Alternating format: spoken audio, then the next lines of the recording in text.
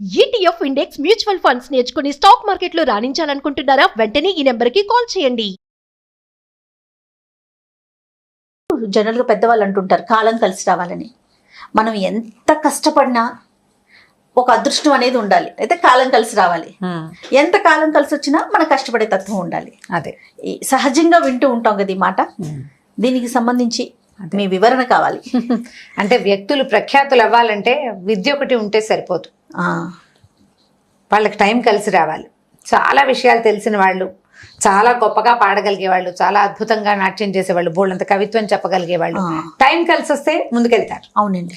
Time కలిసి రాలేదనుకో వీళ్ళ దగ్గర ఏమున్నా ప్రయోజనం లేదు. ఒక్కొక్కసారి ఏమి పెద్దగా రావు వాళ్ళకి, ఏదో వేగ్గా 2 ముక్కలు వస్తాయి. టైం కలిసి వస్తే ముందుకెళ్ళిపోతారు. అవును. ఈ కాలం కలిసి రావటం మీద మనకి చాలా పెద్ద పెద్ద కథలు బోల్డ్ ఉన్నాయి. నా ఫేవరెట్ కథ ఒకటి చెప్తాం. ఓకే. ఇది సినిమా కూడా వచ్చింది. మిడతం భట్లు ఆయన పేరు, ఒక ఆయన జాతకరత్న మిడతం భట్లు అని పద్మనాభం గారు హీరో ఆ కథలో. సినిమా పేరేంటి? సినిమా పేరే జాతకరత్న మిడతం భట్లు. ఓకే. దాని పేరేది నీకు ఆ పేరు కూడా తెలియదంటే నువ్వు పాత సినిమాలు చూడవు. పాత సినిమాలు చూసే వాళ్ళకి తెలుస్తుంది. చందమామలో వచ్చింది ఈ కథ. ఓకే. తర్వాత ఏమో ఈ మన ఊళ్ళల్లో మన హరిదాస్ ఇవి చెప్తారు కదా, హరికథలు చెప్తారు. హరికథలో కూడా ఒకసారి విన్నాను నేను. తర్వాత ఈ సినిమా చూసినప్పుడు ఒక క్లారిటీ వచ్చింది. దాని మీద కథ మనకి చందమామలో కూడా కనపడింది అనమాట. బాగుంటుంది, ఇంట్రెస్టింగ్ గా, కొంచెం పెద్ద కథ. ఓకే. ముందు వెనకాల ఏం లేవు, కథలోకి డైరెక్ట్గా వెళ్ళిపోదాం. ఒక పల్లెటూరులో ఓ తల్లి కొడుకు ఉండేవాళ్ళట. కుర్రాడు కొంచెం అమాయకుడు, అంటే మెతగ్గా మాట్లాడేవాడు అనమాట. మీకు చూడండి, కొంతమంది తెలివిగా మాట్లాడరు, తెలిస్తే ఏదో ధోరణిగా మాట్లాడతారు. ఈ అబ్బాయికి అలాంటి ధోరణిగా మాట్లాడే తత్వం. ఈ ధోరణిగా మాట్లాడేటప్పుడు పల్లెటూళ్ళల్లో ఏమవుతుందంటే వీళ్ళని తెలివి తక్కువ వాళ్ళుగా పరిగణిస్తారు. అయితే ఏదో కొద్దిగా 4 ముక్కలు చదువుకున్నాడు, కొంచెం సంస్కృతం కాస్త తెలుగు వచ్చు, కానీ ఆ ఊళ్ళో రక్తికి రాలేదు పాపం అతని చదువు. అయితే వాళ్ళ అమ్మ ఏమందంటే, నాయన పట్నం వెళ్ళబోయి ఈ ఊళ్ళో నీకేమీ మనకి భోజనం గడిచే ఉపాయం లేదు, ఇల్లు వాకిలి నేను కనిపెట్టుకుని ఉంటాను, ఏవో గొడ్డు గోదా 1-2 ఆవులు, పాత రోజులు అలా ఉంచుకునేవాళ్ళు కదా, కాయ కసురు కాయించుకునేవాళ్ళు, పెద్దగా ఆహారానికి ఖర్చు అయ్యేది కదా, లివింగ్ స్టైల్ చిన్నవి కదా, ఖర్చులు ఉండేవి కాదు. నీకు కాస్త ఏదైనా కట్టిస్తాను, ఇక్కడ నుంచి వెళ్ళు, పట్టణానికి వెళ్ళి నగరంలో ఏదైనా పని చూసుకో, ఏ రాజాశ్రయమో దొరికితే బాగుంటుంది.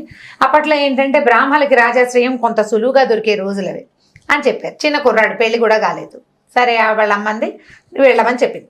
కుర్రాడు ఒప్పుకున్నాడు. అతని పేరు మిడతం భొట్లు పేరే, ఆ పేరు అట్లా పెట్టుకున్నారు. సరే ఏమైంది, మిడతం భొట్లు వెళ్తానన్నాడు. వాళ్ళ అమ్మ ఏం చేసిందంటే కాసిని అట్లు పోసి ఒకదాని మీద ఒకటి దొంతులాగా వేసి, బెల్లపట్లు మనకి మినపట్లు చప్పటి పిండితోటి చేస్తే నిలవ ఉంటాయి కదా, వాసన చెడదు, బాగుంటాయి. బెల్లం పాకం ఏదో పెట్టింది నలుచుకోవడానికి, ఒక దొంతులాగా పెట్టింది, ఒక గుడ్డలో మూట కట్టించి చేతిలో పెట్టింది. అప్పట్లో ఓ జత బట్టలు ఏమైనా తీసుకున్నాడేమో, సంచులు, పెట్టెలు, బేడలు, సుట్ కేసులు ఉండేవి కాదు. ఏముంది ఇప్పుడు రోడ్డు మీద వెళ్తున్నారు, ఓ చెరువు కనిపిస్తే ఏదో పైనుంచి ఓ చెట్టు పుల్ల ఒకటి తీసి పళ్ళు తోముకునేవాళ్ళు. బ్రష్లు, పేస్ట్లు ఆ రోజులు కావు కదా, ఓ పుల్ల పెట్టి పళ్ళు తోముకుంటారు, చెరువులో నీళ్ళు కాస్త మొహం కడుక్కుంటారు, అయిపోయింది. ఈ వెళ్ళే ఊళ్ళల్లో సత్రాలు అవి ఏమైనా కనపడితే ఆ సత్రాల్లో ఉచితంగా భోజనం చేసేవాళ్ళు.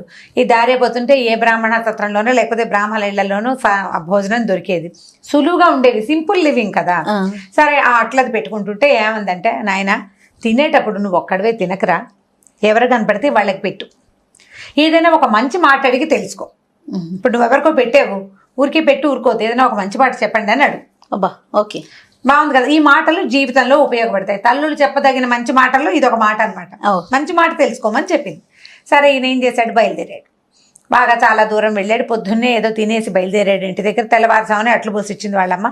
బాగా ఎండెక్కిన తర్వాత ఎక్కడో కూర్చుని తిందాం అనుకుని కూర్చున్నాడు. కూర్చుంటే ఎవ్వరూ లేరు చుట్టుపక్కల, ఎవరు కనపట్టాల. ఎవరికి పెట్టాలి, అమ్మేమో ఎవరికైనా పెట్టి తినమంది. వాళ్ళ అమ్మ ఉద్దేశం ఏంటి, ఎవరైనా నీతో పాటు నడిచేవాళ్ళు ఉంటే వాళ్ళకు కూడా పెట్టమని. ఈయన కొంచెం అమాయకుడు కదా, తినేందుకు మనుషుల కోసం వెతుక్కుంటున్నాడు. ఎవ్వరూ కనపడలేదు. ఒక నక్క ఏదో తవ్వుకుంటోంది ఒక చోట తిండి కోసం, దాని దారిన తవ్వుతోంది.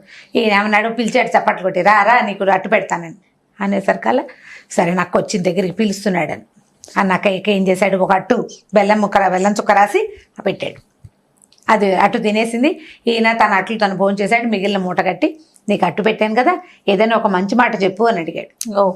నక్క ఏమందంటే, బాబు ఏం మంచి మాట చెప్తాను, సరే నక్క వలే తవ్వుతున్నాడోహో అను, ఈ మాట అనుకుంటూ వెళ్ళినైనా నీకు శుభం జరుగుతుంది అని చెప్పింది. నక్క ఏం చేస్తుంది, తవ్వుతుంది బొరియల్లాగా. నేనేం చేస్తున్నానో ఆ పని చెప్పు అని చెప్పింది. జంతువు ఎలా మాట్లాడుతుంది ఇలాంటి ప్రశ్నలు వేయకండి, పిల్లలు కూడా వేయనివ్వద్దు. నక్క వలే తవ్వుతున్నాడు హో అనమని చెప్పింది. సరే నక్క వలే తవ్వుతున్నాడు హో అని లోపల లోపల అనుకుంటూ నడుస్తున్నాడు. వెళ్ళాడు. బాగా మధ్యాహ్నం అయిపోయింది, 3 దాదాపుగా అయిపోయింది, ఆకలి వేయటం మొదలుపెట్టింది. సరే కూర్చుని తిందామని ఒక చోట కూర్చున్నాడు. ఏమీ లేవు. ఎదురుకుండా పెద్ద పెద్ద తాడి చెట్లు ఉన్నాయి. తాడి చెట్టులోంచి ఒక శబ్దం వినిపించింది. ఏమయ్యా బ్రాహ్మణ, ఒంటరిగా తినేస్తున్నావు, నాకు కూడా పెట్టచ్చు కదా. అదేమిటి, పెడతాను కానీ నువ్వెవరు, నాకు కనబట్టలేదు అంటే, నేను తాడి చెట్టుని, నేను తింటాను, ఆ కింద ఒక తొర్రను చూసావా, తొర్రలో పెట్టుకోకట్టు, నేను తింటాను అనేసరికి అదేదో అడిగింది కదా అని ఈయన ఏం చేశాడు, 2 అట్లు తను భుజించి ఓ అట్టుకి కాస్త బెల్లపాకం రాసి ఆ తొర్రలో పెట్టాడు. పెట్టి ఏమన్నాడు, నువ్వు అడిగావు నేను పెట్టాను, ఏదైనా ఒక మంచి మాట చెప్పమంటే, తాడి వలే నుంచున్నాడు హో అను, ఈ మాటను గుణించుకుంటూ వెళ్ళు, నీకు మంచి జరుగుతుంది ఆయన, నువ్వు ఎంత గొప్పవాడివి, చెట్లకు ఆహారం పెట్టడానికి సిద్ధపడేంత మంచివాడివి, నీకు మంచే జరుగుతుందని చెప్పింది. బాగా చీకటి పడిపోయాక ఏమైంది, ఒక లేడీ కనపడింది ఇతనికి. ఆ లేడీకి కూడా ఒక అట్టు ముక్క పెట్టాడు. పెడితే లేడీ ఏం చెప్పింది, మంచి మాట, లేడీ వల్లే పరిగెడుతున్నాడు హో అను, ఈ వాక్యాలు 3 మననం చేసుకో అని చెప్పింది. నువ్వు ఆల్రెడీ 2 విన్నానన్నావు కదా, ఇది 3వ మంచి వాక్యం, ఈ 3 మంచి వాక్యాలు మననం చేసుకోమంది. ఇతను ఒక ఊళ్ళోకి ప్రవేశించాడు. ఈ అడవి దాటిపోయాడు. ఊళ్ళోకి వెళ్తే సరే ఎవరింట్లోనా భోజనం దొరుకుతుందేమో అని అట్లా చూశాడు. సరే ఏమైంది, ఒక పూటకోళ్ళమ్మ ఎవరో కనపడింది. కనపడితే ఆవిడేమందంటే, అన్నం పెట్టలేను నాయన, కావాలంటే ఇక్కడ పడుకో, తెల్లవారుజామున లేచి వెళ్దు కానీ మా ఇంట్లో అన్నం సున్నం ఏం లేదంటే, అట్లు ఉన్నాయి కదా. ఆఖరి అటు ముక్క తినేశాడు, పడుకున్నాడు. పడుకున్నాక బాగా కొంచెం నిద్ర పెట్టిన తర్వాత ఏమైంది, తెల్లవారుజామున 3కో 4కో మెలకు వచ్చింది. నిన్న 3 మంచి వాక్యాలు విన్నాను, ఈ వాక్యాలు మననం చేసుకోపోతే మర్చిపోతానేమోనని గట్టిగా గొంతు పెంచేమన్నాడు. నక్క వలే తవ్వుతున్నాడు హో అని అరిచాడు. అరిచేసరికల్లా సరిగ్గా ఆ టైంకి ఏమైంది, ఈ ఎక్కడైతే ఇతను పూటకోళ్ళమ్మ వాకిట్లో పడుకున్నాడో దానికి కొంచెం అవతలగా ఉన్న ఒక పెద్ద శ్రేష్ఠి గారింటికి ఒక దొంగ కన్నం కొడుతున్నాడు బయట. ఓహో, వీడమ్మో ఎవరో చూశారు నన్ను, అందుకనే నేను తవ్వుతున్నానని అరుస్తున్నాడు అనుకుని తవ్వకుండా ఆగాడు వాడు. ఈయన 2 సార్లు 3 సార్లు తవ్వుతున్నాడు హో అని అరిచి తర్వాత 2వ వాక్యం గుర్తు చేసుకుంటున్నాడు. వీడేం చేశాడు, తవ్వడం మానేసి గుణపం పక్క పెట్టాడు, బిగుసుకుపోయి నుంచున్నాడు గోడకు అనుకుని. ఈయన తాడి వలే నుంచున్నాడు హో అని మళ్ళీ 3 సార్లు వచ్చాడు. ఊరినాయన ఈయన చూసేశాడు, అయ్యవారు ఎవరో, ఈ వస్తున్న వాయిస్ ఎవరిది, బ్రాహ్మడి గొంతు తెలుస్తుంది. ఎందుకంటే వీళ్ళది మంత్రాలు చదవటం వల్ల ఒక డిఫరెంట్ స్లాంగ్ ఉంటుంది. ఎవరో బాపనయ్యే నన్ను చూశాడు, అయ్యవారు పిలుస్తున్నాడు అనుకుని వాడు బిగుసుకుపోయి నుంచున్నాడు. 3 సార్లు అయిన తర్వాత వాడికి ఏమనిపించింది, ఇక్కడే నుంచుంటే వచ్చి పట్టుకుంటాడేమోనని పరిగెత్తాడు. ఓకే, ఈయన లేడి వలే పరిగెడుతున్నాడు హో అని గట్టిగా అరిచాడు. అరిచేసరికి ఈ 3 సార్లు అయ్యే లోపల ఈ పరిగెడుతున్న వాడు ఏమైంది, ఈ దారిలో ఒక దారి వైపుకు పరిగెడుతుంటే వాకిళ్లలో పడుకుంటారు కదా కొంతమంది పెద్దవాళ్ళు, ఒక ముసలాయన పడుకుని కర్ర కొంచెం పక్కకు పెట్టాడు. ఆయన పోటీ వేసుకునే కర్ర, నడిచే కర్రలు, తాటించుకునే కర్రలు ఉంటాయి కదా, పొడుగాటి చేతి కర్ర, ఆ కర్రకి కాలు తగిలి పడ్డం ఎలా పడ్డాడు, ఈ మంచం నుంచి అవతల మంచం మీదకి పడ్డాడు. మీద పడేసరికి పట్టేసుకున్నారు, ఎవరో మీద పడుతున్నారని. అందరూ ఏవో చిన్న చిన్న దీపాల లాంతర్లు ఇళ్లలోంచి వచ్చినాయి, పరిగెత్తుకుంటూ పట్టుకున్నారు వాడిని. పట్టుకుని ఏంట్రా ఏరా సంగతి అంటే, వాడు దొంగని అదని తెలిసి వాడిని పట్టేసుకున్నారు. ఎక్కడ ఎవరు ఏంటంటే, వాడు గజ దొంగ, ఆ ఊళ్ళో ఎన్ని దొంగతనాలు చేశాడు. ఓకే, వీడికి ఎట్లా పట్టుపడ్డాడు అంటే, మాకు తెలియదు, ఎవరో అరిచారండి, ఎవరో అరుస్తున్నారు, ఈ వీడొచ్చి మా మీద పడ్డాడు అనేసరికి వాడినే 2 తీతలు తీస్తే వాడేమనంటే, అయ్యవారు ఎవరో నన్ను చూశాడండి, నేను నక్కలాగా తవ్వుతున్నానని, తాడిలాగా నుంచున్నానని, లేడ్లాగా పరిగెడుతున్నానని అరిచాడు. అరిచేసరికల్లా భయానికి నేను పరిగెత్తాను అని చెప్పాడు. చెప్పేసరికల్లా అరిచిన అయ్యవారు ఎవరు, అసలు ఏ అయ్యవారు ఈ సందులోకి వచ్చాడు వీధిలోకి చూసుకున్నారు. పూటకోళ్ళమ్మ వాకిట్లో ఉన్న ఈ మిడతం భట్ల గారిని పట్టారు. పట్టేసరికల్లా ఈయన బికమొహం వేసాడు. ఈయనకి అర్థం కాలేదు, తను చేసింది ఏమిటో తెలీదు. వీడేమో గజ దొంగ వీరన్నా, వీడికి చాలా దొంగతనాలు చేశాడు, వాడి ఇంట్లో ఎంత బంగారమో బయటకు వచ్చింది. దాంతో ఇంత దొంగని పట్టాడంటే ఈయన సామాన్యుడు కాదు. మీకు ఎలా తెలిసిందండి, చూసారంటే నేను చూడలేదు, నేను పడుకుని ఉన్నాను. నువ్వు పడుకునున్న వాడికి నీకు ఎలా కనపడింది అంటే, కనపడలేదు, నాకు కనపడడం కాదు, పొద్దున నక్క చెప్పింది, మధ్యాహ్నం తాడి చెప్పింది, సాయంత్రం లేడి చెప్పింది అంటే అందరికీ నవ్వు వచ్చింది. నమ్మరు కదా, నక్కలు తాళ్ళు లేళ్ళు ఎందుకు చెప్తాయండి. బహుశా ఈయనకి ఆ రూపంలో జాతకం ఏదో తెలుసు, ఈయనకి జాతక దేవతే, బహుశా జ్యోతిష్య దేవత ఇలా వినపడుతోంది, ఇలా తెలిసిందని అనుకున్నారు. అనుకుని రాజుగారి ముందు ప్రవేశపెట్టారు.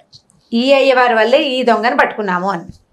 అక్కడి నుంచి ఏమంటే మీకు జ్యోతిష్యం తెలుసా అంటే, అవునన్నాలో కాదని, నాకేమి రాదు అంటే ఏం బాగుంటుందో బాగుండదు, నిలువుగా అడ్డంగా ఊపెడతాను, ఎస్ అని లేదు, నో అని లేదు. అయితే ఏమైంది, ఆయన ఏం చేశాడు, టక్మని ఇలా అని, నా చేతిలో ఏముందో చెప్పండి అయ్యవారు, మీకు జ్యోతిష్యం తెలుసు కదా అన్నాడు. ఏం చెప్తారు, నీ చేతిలో ఏముందో నాకేం తెలుస్తుంది, ఆయన తెల్లబోయి వీడిని దొరికేవరో మిడతం భట్లు అన్నట్టు పైకి ఆయనకి స్వాగతంగా మాట్లాడుకునే అలవాటు. అనగానే వెంటనే రాజుగారు, అయ్య బాబోయ్ మీకు ఎంత తెలుసు అంటే మిడతేనండి ఎగురుతుంటే పట్టుకున్నాను. చేయి తీసేసరికి చిన్న మిడత ఎగురుకుంటూ పోయిందనమాట. నేను మిడతనే పట్టుకున్నాను, మీరు ఎంత బాగా తెలిసింది.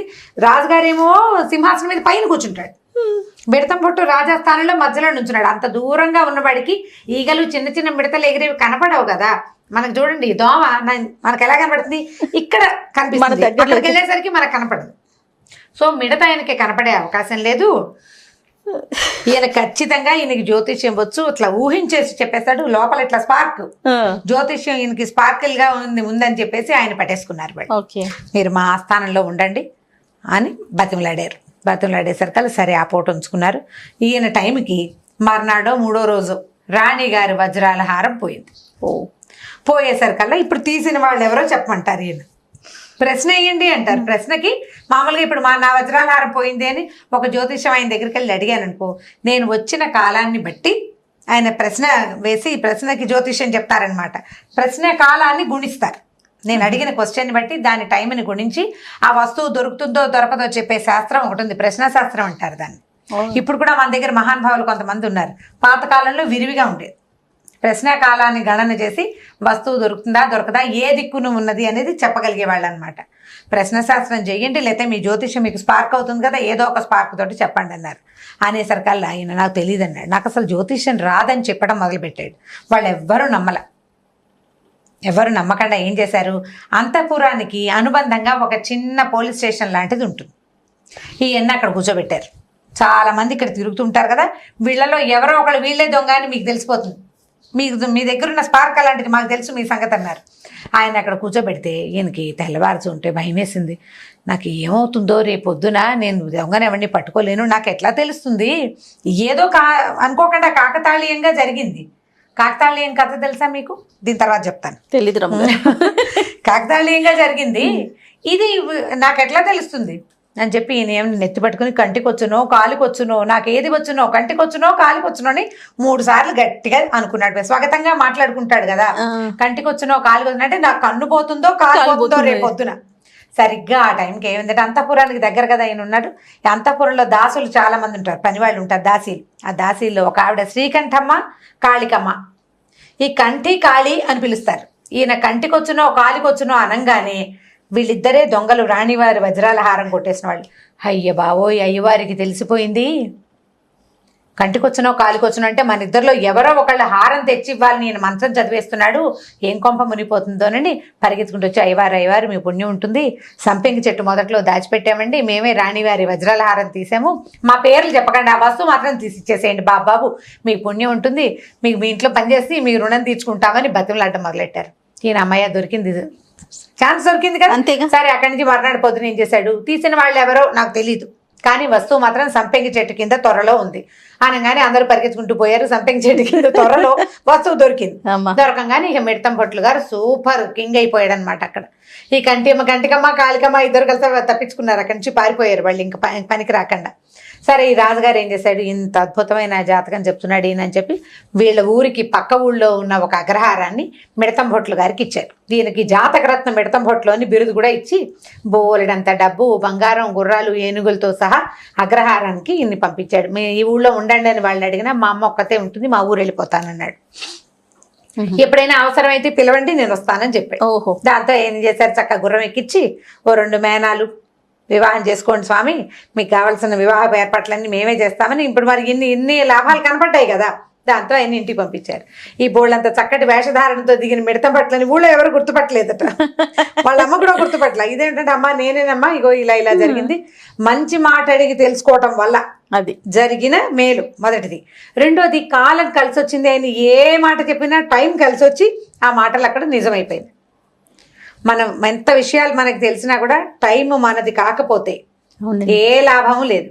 కాబట్టి కాలం మనది కావాలంటే ఏం చేయాలంటే మంచివి మాట్లాడాలి, మంచి పనులు చేయాలి, అంతే తప్ప ఇతరులకి సహాయం చేయాలి. పనులు మానేసి కాలం కలిసి రావాలని వెయిట్ కూర్చోకూడదు. కాలం కోసం కూర్చోవడం కాదు, మన జరుగుతున్న కాలంలోనే సరైన పనులు, సజావైన పనులు, ఇతరులకు సహాయం చేయటం లాంటి పనులు చేస్తే ఏనాటికైనా కాలం మనదయ్యేందుకు అవకాశం ఉంటుంది. సినిమా కనుక దొరికితే ఎక్కడైనా నెట్లో చక్కగా చూడండి, పద్మనాభం గారి సినిమా బాగుంటుంది. కథ ఇది మెయిన్, చాలా బాగుంది. దీన్ని డెవలప్ చేశారు చాలా, కథని బాగుంటుంది. సినిమాటిక్ గా చేస్తాం కదా ఎంతో కొంత, సేమ్ ఓల్డ్ ఫ్రేమ్ అయితే ఇది సూపర్ రమ్మ గారు. ఇంకొక స్టోరీతో కలుద్దాం. సరే.